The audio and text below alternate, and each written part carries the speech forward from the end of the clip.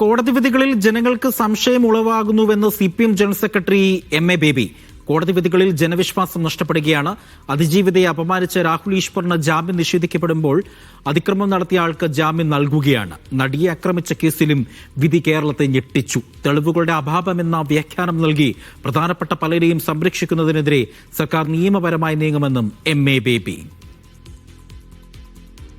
പക്ഷെ നമ്മുടെ കോടതികളുടെ പെരുമാറ്റത്തിലും കോടതികൾ നൽകുന്ന വിധിയും ഒക്കെ വലിയ ആശങ്ക ജനങ്ങളിൽ ഉണ്ടാക്കുകയാണ്.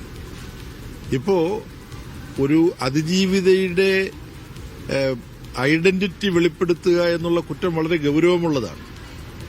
ആ കുറ്റം ചെയ്ത ശ്രീ രാഹുൽ ഈശ്വറിന് ജാമ്യം നിഷേധിച്ച് പോലീസുകാർക്ക് ചോദ്യം ചെയ്യലിന് വിട്ടുകൊടുക്കുന്ന കോടതി നിലപാടും വളരെ ശരിയാണ്.